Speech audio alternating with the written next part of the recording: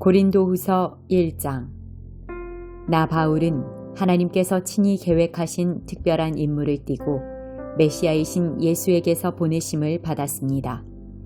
나는 고린도에 있는 하나님의 교회와 아가야의 모든 믿는 이들에게 이 편지를 씁니다. 우리 아버지와 주 예수 그리스도께서 주시는 온갖 선물과 은혜가 여러분의 것이 되기를 바랍니다. 여러분이 알고 신뢰하는 디모데도 나와 함께 문안합니다. 우리를 건지시는 하나님, 우리 주님이시며 메시아이신 예수의 하나님 아버지께 모든 찬양을 드립시다. 모든 자비를 베풀어 주시는 아버지, 모든 위로의 하나님, 그분은 우리가 힘든 시기를 겪을 때 우리 곁에 오시는 분입니다.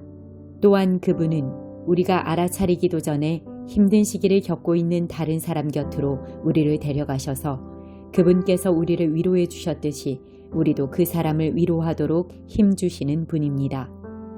우리가 메시아를 따르다 보면 힘겨운 시기를 많이 겪게 마련이지만 그분께서 주시는 치유와 위로의 복된 시기에 비하면 그 시기는 아무것도 아닙니다. 우리 역시 그러한 위로를 넘치게 받고 있습니다.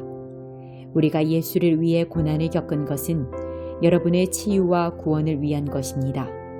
우리가 잘 대접받고 도움의 손길과 격려의 말을 받는 것도 여러분의 유익을 위한 것입니다. 그것은 여러분을 격려하여 움츠러들지 않고 앞만 보고 나아가도록 하려는 것입니다. 여러분의 힘든 시기는 우리의 힘든 시기이기도 합니다. 여러분이 복된 시기를 누릴 때와 마찬가지로 힘겨운 시기를 견뎌내는 모습을 보면서 우리는 여러분이 잘 해낼 것을 조금도 의심하지 않습니다. 친구 여러분, 아시아에서 우리에게 이 모든 일이 닥쳤을 때 얼마나 힘겨운 시기였는지 여러분이 알아주면 좋겠습니다. 그 시기는 우리가 헤쳐나가리라고 생각지도 못할 만큼 극심했습니다. 그 시기가 계속되는 동안 우리는 사형수가 된 것 같았고 모든 것이 끝난 줄 알았습니다. 그러나 나중에 안 일이지만 그 일은 무엇보다도 좋은 결과를 가져다 주었습니다. 왜냐하면 우리는 우리 자신의 힘이나 지식에 의지해 거기에서 벗어나려 하지 않고 하나님을 전적으로 신뢰할 수밖에 없었기 때문입니다. 그것은 틀린 생각이 아니었습니다. 그분께서는 죽은 자들을 다시 살리시는 하나님이시니까요. 그분께서는 그렇게 해주셨습니다. 피할 수 없는 죽음에서 우리를 건져주셨습니다. 하나님께서는 또다시 그렇게 해주실 것입니다. 우리가 구원을 필요로 할 때면 언제든지 우리를 건져주실 것입니다. 여러분과 여러분의 기도는 그 구조 작업의 일부입니다. 나는 여러분이 그 점에 관해서도 알고 있기를 바랍니다. 나는 우리를 건져주신 하나님께 찬양을 올려드리는 여러분의 얼굴을 지금도 볼 수 있습니다. 여러분의 기도가 우리를 구하는데 그토록 결정적인 역할을 한 것입니다. 최악의 상황이 지나간 지금 우리는 양심과 신앙을 더럽히지 않고 이 상황에서 벗어나게 된 것을 전할 수 있게 되어 무척 기쁩니다. 또한 다시 세상을 대할 수 있게 되어 기쁘기 그지없습니다. 더 중요한 것은 우리가 고개를 들고 떳떳하게 여러분을 대할 수 있게 되었다는 것입니다. 그러나 그것은 우리의 대단한 능력으로 된 것이 아닙니다. 하나님께서 우리가 무엇에도 굽히지 않고 그분께만 초점을 맞추게 해주셨기에 가능한 일이었습니다. 이 편지에서 행간을 읽으려 하거나 숨은 의도를 찾으려고 하지 마십시오. 우리는 여러분이 이미 세세한 부분을 본 것 같이 전체 그림도 알아보기를 바라면서 이해하기 쉽고 꾸밈없는 진리를 쓰고 있습니다. 우리 주 예수 앞에 함께 서게 될 때 여러분이 우리의 자랑거리이듯이 우리도 여러분의 자랑거리가 되기를 바랍니다. 처음에 나는 여러분의 환대를 확신했기에 여러분을 2차례 방문하기로 계획했습니다. 마케도니아로 가는 도중에 여러분에게 들렀다가 돌아오는 길에 다시 들를 작정이었습니다. 그러면 나는 여러분의 환송을 받고 유대로 떠나갈 수 있었을 테니까요. 원래 계획은 그랬습니다. 그러나 일이 계획대로 되지 않았습니다. 그래서 여러분은 내가 약속을 쉽게 뒤집는다고 생각하며 비난하는 것입니까? 여러분은 내가 한 입으로 두 말을 하면서 어떤 때는 쉽게 예 하고 다른 때는 쉽게 아니요 한다고 생각하십니까? 그렇다면 여러분이 틀린 것입니다. 하나님께서 자신의 말씀에 신실하시듯이 나도 나의 말에 신실하려고 애쓰는 사람입니다. 우리가 여러분에게 전한 말씀은 경솔하게 이해하고 말했다가 가차없이 아니요 하고 취소할 수 있는 말이 아닙니다. 어찌 그럴 수 있겠습니까?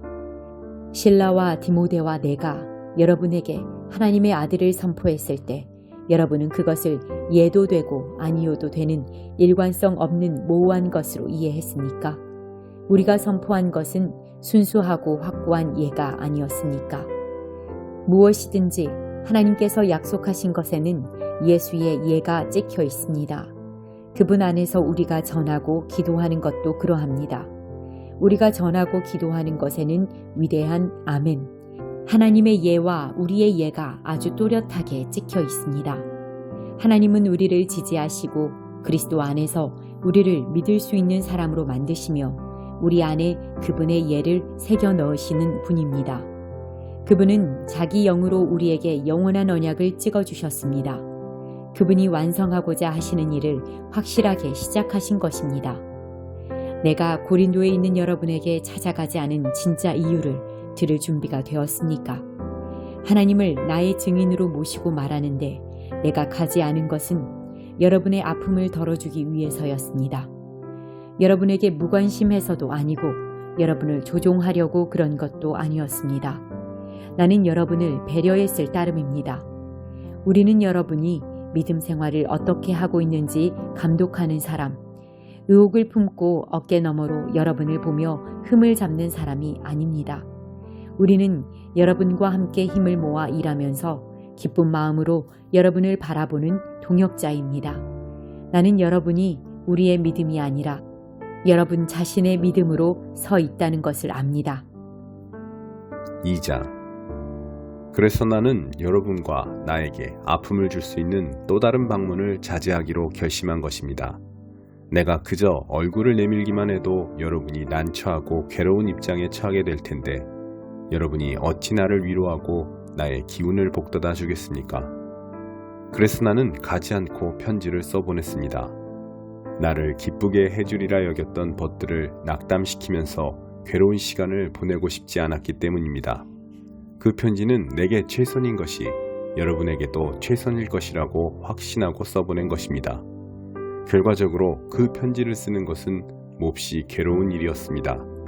그 편지는 양피지에 잉크로 쓴 것이 아니라 눈물로 쓴 것입니다. 그러나 나는 여러분에게 고통을 주려고 그 편지를 쓴 것이 아닙니다. 그 편지는 내가 여러분을 얼마나 아끼는지, 아끼는 것 이상입니다. 내가 여러분을 얼마나 사랑하는지 여러분이 알아주기를 바라면서 쓴 것입니다. 여러분의 교회 안에 이 모든 일을 일으킨 장본인, 곧 이 모든 고통을 안겨준 문제의 인물을 두고 말씀드립니다. 이 일로 상처를 입은 사람은 나 한 사람만 아니라 몇몇 사람을 제외한 여러분 모두라는 사실을 알아두기 바랍니다. 그래서 나는 심하게 책망하지 않으렵니다. 여러분 대다수가 동의하여 그 사람에게 벌을 내렸다니 그것으로 충분합니다. 이제는 그 사람을 용서하여 스스로 일어서도록 도울 때입니다.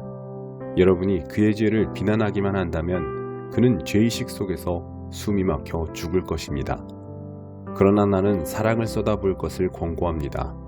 내 편지의 초점은 그 사람을 처벌하는 데 있지 않고 여러분에게 교회를 건강하게 하는 책임을 지우려는 데 있었습니다. 그러므로 여러분이 그를 용서하면 나도 그를 용서하겠습니다. 내가 개인적인 원한의 목록을 지니고 다닌다고 생각지 마십시오. 그리스도께서 우리와 함께 하시고 우리를 인도하시듯이 나도 용서하는 여러분과 행동을 함께 하겠습니다. 어쨌든 우리는 부지 중에라도 사탄이 더 많은 해를 끼칠 틈을 주지 않을 것입니다. 우리는 사탄의 교활한 책략을 잘 알고 있습니다. 그리스도의 향기. 내가 메시아의 메시지를 선포하려고 드로아에 이르러 보니 이미 문이 활짝 열려 있었습니다. 하나님께서 문을 열어두신 것입니다. 나는 그저 그 문을 통과하기만 하면 되었습니다. 그러나 여러분의 소식을 가지고 나를 기다리고 있던 디도를 만나지 못해서 나는 마음을 놓지 못했습니다. 여러분을 걱정한 나는 그곳을 떠나 마케도니아로 갔습니다. 디도를 만나 여러분에 관한 든든한 소식을 듣기 위해서였습니다. 그리고 감사하게도 여러분의 소식을 들었습니다. 하나님께서는 메시아, 곧 그리스도 안에서 우리를 이리저리 데리고 다니면서 끊임없이 계속되는 개선 행진에 참여시키고 계십니다. 그분은 우리를 통해 그리스도를 아는 지식을 제시하십니다. 우리가 가는 곳마다 사람들은 고상한 향기를 들이마십니다. 그리스도로 인해 우리가 하나님께 달콤한 향기를 피워올리면 구원의 길에 들어선 사람들은 그 향기를 맡고 알아봅니다. 그 향기는 생명을 드러내는 향기입니다. 그러나 멸망의 길에 들어선 사람들은 우리를 썩은 시체에서 나는 악취처럼 대합니다. 이것은 엄청난 책임입니다. 이 책임을 떠맡을 역량이 되는 사람이 누구이겠습니까? 아무도 없을 것입니다. 그러나 적어도 우리는 하나님의 말씀을 가져다가 거기에 물을 타서 거리로 나가 값싸게 파는 일은 하지 않습니다. 우리는 그리스도가 보시는 앞에서 말합니다.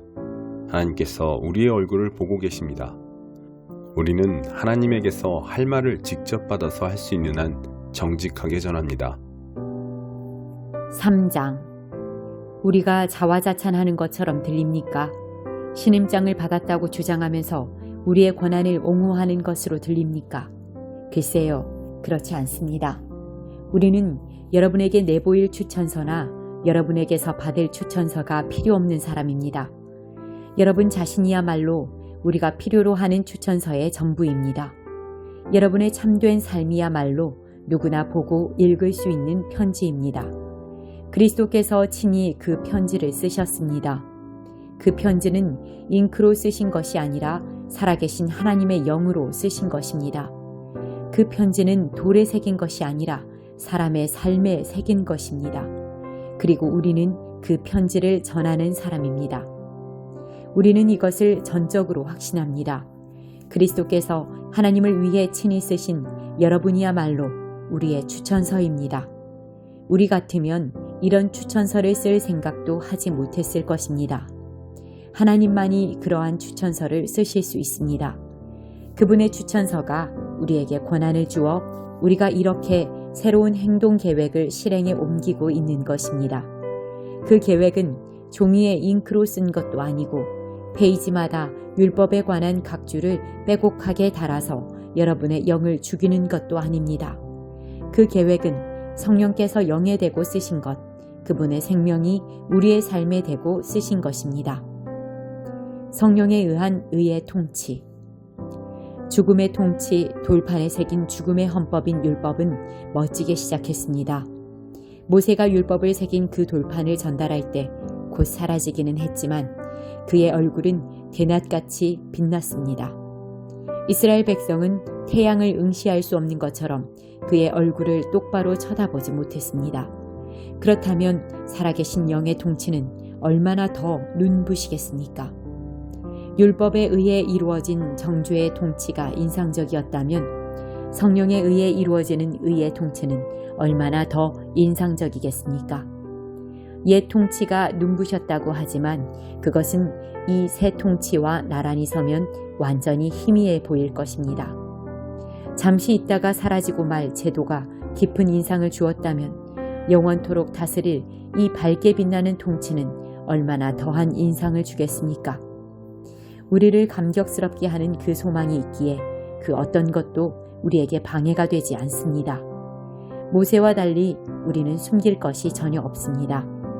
모든 것이 우리와 함께 환히 드러나 있습니다. 모세는 자기 얼굴에 나타난 영광이 사라져가는 것을 이스라엘 자손이 알아채지 못하게 하려고 수건을 썼습니다. 그래서 그들은 알아채지 못했습니다. 그들은 그때에도 알아채지 못했지만 지금도 알아채지 못하고 있습니다. 그 수건 뒤에 아무것도 남아있지 않다는 것을 전혀 알아채지 못하고 있습니다. 오늘날에도 그들은 그 낡고 힘없는 통치의 선포를 소리내어 읽고 있지만 그것을 꿰뚫어 보지는 못합니다. 오직 그리스도만이 수건을 벗기셔서 그 뒤에 아무것도 없다는 것을 그들로 직접 보게 하실 수 있습니다. 그러나 그들이 모세처럼 돌아서서 하나님을 마주하면 하나님께서 그 수건을 벗겨주십니다. 그러면 거기서 하나님과 서로 얼굴을 마주보게 됩니다. 그 순간 그들은 하나님이 율법을 새긴 한 조각 돌판이 아니라 살아계셔서 인격적으로 임재하시는 분이라는 것을 깨닫게 됩니다. 살아계신 영이신 하나님께서 임하시면 우리를 옥죄던 저 낡은 법조문이 쓸모없다는 것을 깨닫게 됩니다. 우리는 그 법조문에서 풀려난 사람들입니다. 우리 모두가 그러합니다. 우리와 하나님 사이를 가로막는 것은 아무것도 없습니다. 우리의 얼굴은 그분의 얼굴빛으로 환히 빛나고 있습니다. 하나님께서 우리 삶에 들어오시고 우리가 그분을 닮아갈 때 우리는 메시아를 꼭 닮은 형상으로 변화되고 우리 삶은 점점 더 밝아져서 보다 아름다워질 것입니다. 4장 질그릇에 담긴 귀중한 메시지. 하나님은 너무도 은혜로우셔서 그분이 하고 계신 일에 우리를 참여시키셨습니다. 그러니 이따금 힘겨운 시기를 만나더라도 우리는 단념하거나 우리 일을 포기할 마음이 없습니다. 우리는 가면을 쓰고 속이는 짓을 하지 않습니다. 술수를 쓰거나 배후에 조작하는 짓도 하지 않습니다. 우리는 하나님의 말씀을 마음대로 왜곡하지도 않습니다. 오히려 우리가 행하고 말하는 모든 것을 사람들 앞에 훤히 드러내고 진리를 모두 공개하여 원하는 사람은 누구든지 보고 하나님 앞에서 스스로 판단할 수 있게 합니다. 우리의 메시지가 누군가의 눈에 보이지 않는다면 그것은 우리가 감추고 있어서가 아니라 그들이 잘못된 곳을 보거나 잘못된 길을 가면서 메시지에 주의를 기울이지 않기 때문입니다. 그들이 온통 관심을 갖는 것은 유행하는 어둠의 신뿐입니다.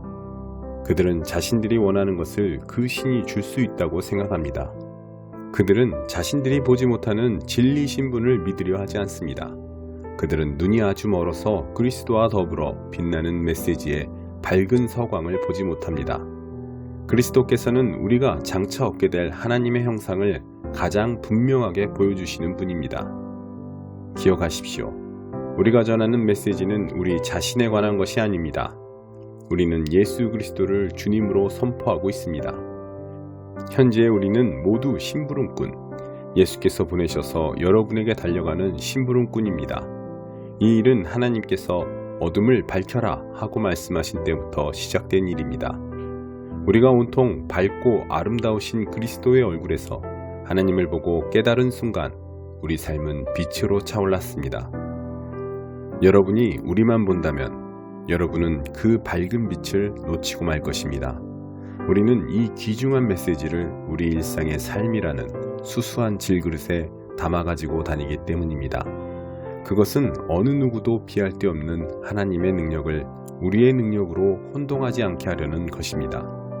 사실 그럴 가능성이 많지 않을 것입니다. 여러분도 알다시피 우리는 볼품없는 사람들이니까요. 우리가 고난에 둘러싸여 난타를 당했지만 사기를 잃지 않았습니다. 우리가 어찌할 바를 몰라도 우리가 알기로 하나님은 어찌해야 하는지 알고 계십니다. 우리가 영적으로 유업을 받았지만 하나님은 우리 곁을 떠나지 않으셨습니다. 우리가 넘어뜨림을 당했지만 꺾이지 않았습니다. 사람들은 예수께 한 일, 재판과 고문, 조롱과 살해를 우리에게도 그대로 하고 있습니다. 그러나 예수께서는 그들 가운데서 행하신 일을 우리 안에서도 행하고 계십니다. 그분은 살아계십니다. 우리의 삶은 예수를 위해 끊임없이 위험을 무릅쓰고 있습니다. 그것은 예수의 생명이 우리 안에서 보다 분명히 드러나게 하려는 것입니다. 우리는 가장 나쁜 일을 겪고 있지만 여러분은 가장 좋은 상황을 맞고 있습니다. 우리는 이것을 비밀로 할 수 없습니다. 절대 그럴 수 없습니다. 나는 믿었다. 그래서 말했다 라고 말한 시편 기자처럼 우리도 우리가 믿는 바를 말합니다. 우리가 믿는 바는 주 예수를 다시 살리신 분께서 우리를 여러분과 함께 다시 살리시리라는 확신입니다. 이 모든 일은 여러분의 유익과 하나님의 영광을 위한 것입니다. 더욱 많은 은혜가 더욱 많은 사람들에게 퍼져서 더욱 많은 찬양이 있게 하려는 것입니다. 그러므로 우리는 포기하지 않습니다. 어찌 포기할 수 있겠습니까? 겉으로는 우리의 일이 실패로 끝나는 것처럼 보이지만 안에서는 하나님께서 단 하루도 빠짐없이 은혜를 펼치시며 새로운 생명을 창조하고 계십니다. 현재의 힘겨운 시기는 장차 다가올 복된 시기, 우리를 위해 마련된 성대한 잔치에 비하면 하찮은 것에 불과합니다. 눈에 보이는 것이 전부가 아닙니다. 지금 우리 눈에 보이는 것은 오늘 이 자리에 있다가 내일이면 사라지고 말지만 보이지 않는 것은 영원히 지속될 것입니다. 5장. 예컨대 우리의 몸이 장막처럼 무너져 내리면 하늘에 있는 부활의 몸, 사람의 손으로 지은 몸이 아니라 하나님께서 지으신 몸이 대신하리라는 것을 우리는 압니다. 그때가 되면 우리는 우리의 장막을 다시 이전하지 않아도 될 것입니다. 이따금 우리는 장막을 이전하고 싶어 견딜 수 없을 때가 있습니다. 그럴 때면 우리는 좌절하여 울부짖기도 합니다. 장차 다가올 삶에 비하면 현재 삶의 조건은 가구 하나 비치되어 있지 않는 오두막에 잠시 체류하는 것처럼 보입니다. 우리는 그런 삶에 지쳤습니다. 그 이유는 우리가 참된 것, 우리의 참된 집, 우리의 부활한 몸을 어렴풋하게 남아 보았기 때문입니다. 하나님의 영은 우리의 식욕을 돋우셔서 장차 다가올 것을 맛보게 하십니다. 그분은 우리 마음속에 천국을 조금 넣어두셔서 우리가 천국보다 못한 것에 만족하는 일이 없게 하십니다. 우리는 그 천국을 기대함으로 아주 힘차게 살아갑니다. 여러분은 우리가 고개를 떨어뜨리거나 꾸물거리는 모습을 볼 수 없을 것입니다. 현재의 답답한 상황도 우리를 넘어뜨릴 수 없습니다. 그것은 장차 다가올 풍성한 삶의 조건을 상기시킬 뿐입니다. 우리가 믿지만 아직 눈에 보이지 않는 것, 바로 그것이 우리를 전진하게 합니다. 여러분은 길에 패인 홈이나 길바닥에 널린 돌멩이들이 우리를 방해할 것이라고 생각합니까?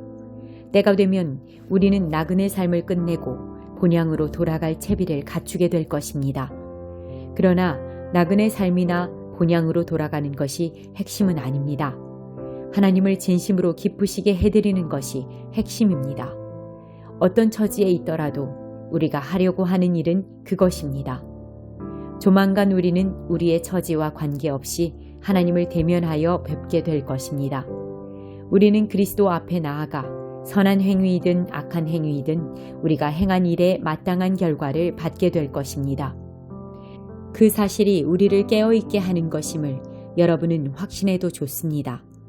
우리 모두가 장차 그 심판의 자리에 서게 될 것입니다. 그것을 아는 것은 결코 가볍게 여길 일이 아닙니다. 그런 이유로 우리는 만나는 모든 사람을 위해 긴박하게 일하면서 그들이 하나님을 대면할 수 있도록 준비시키고 있습니다. 우리가 이 일을 얼마나 잘하는지는 하나님만이 아시겠지만 우리가 얼마나 깊고 얼마나 많이 마음을 쓰는지는 여러분이 알아주었으면 합니다. 우리가 이렇게 말하는 것은 여러분에게 우리를 내세우려는 것이 아닙니다. 다만 많은 사람들처럼 여러분 앞에서만 친절하게 대하는 것이 아니라 여러분과 한편이 되는 것이 여러분의 기분을 좋게 하고 나아가 여러분을 자랑스럽게 해줄 것이라고 생각했던 것입니다. 내가 미친 사람처럼 행동했다면 하나님을 위해서 그렇게 한 것이고 내가 지나칠 정도로 신중하게 처신했다면 여러분을 위해서 그렇게 한 것입니다. 그리스도의 사랑이 나를 그 같은 극단으로 치우치게 했습니다. 우리가 하는 모든 일의 처음과 끝을 결정하는 것은 다름 아닌 그분의 사랑입니다. 그리스도의 대사. 우리 사역의 변치 않는 결심이자 중심은 한 사람 곧 예수 그리스도께서 우리 모두를 위해 죽으셨다는 것입니다. 그 사실이 모든 사람으로 하여금 한 배를 타게 합니다. 그분은 모든 사람으로 하여금 그분의 죽음에 들어가게 하셔서 그들로 그분의 생명과 부활의 삶과 자기 마음대로 살았던 삶보다 훨씬 나은 삶에 들어가게 하셨습니다. 우리가 사람을 소유나 외모로 평가하지 않는 것은 그 같은 결심 때문입니다. 여러분도 알다시피 우리는 일찍이 메시아를 그런 식으로 잘못 바라보았습니다. 우리는 더 이상 그분을 그런 식으로 바라보지 않습니다. 이제 우리는 중심을 봅니다. 우리가 보는 것은 누구든지 메시아와 연합하면 새로운 출발을 할 수 있고 새롭게 창조될 수 있다는 것입니다. 옛 삶이 지나가고 새로운 삶이 싹트는 것입니다. 보십시오. 이 모든 것은 우리와 가족 관계를 맺으시고 우리 각자를 부르셔서 서로 가족 관계를 맺게 하신 하나님께로부터 옵니다. 하나님께서는 메시아를 통해 이 세상을 그분과 화해시키셨고 죄를 용서하심으로 이 세상이 새로운 출발을 하게 하셨습니다. 하나님께서는 그분이 지금 하고 계신 일을 모든 사람에게 알리는 임무를 우리에게 맡기셨습니다. 우리는 그리스도의 대사입니다. 하나님께서는 우리를 쓰셔서 다툼을 벌이고 서로의 관계를 바로잡으시는 하나님의 일에 참여하라고 사람들을 설득하게 하십니다. 이제 우리는 그리스도를 대신해 말씀드립니다. 하나님께서 이미 여러분과 친구가 되셨으니 여러분도 하나님과 친구가 되십시오. 어떻게 하면 되느냐고 여러분은 물을 것입니다. 그리스도 안에 머물기만 하면 됩니다. 하나님께서는 잘못한 일이 없는 그리스도께 죄를 씌우셔서 우리로 하여금 하나님과 바른 관계를 맺게 하셨습니다.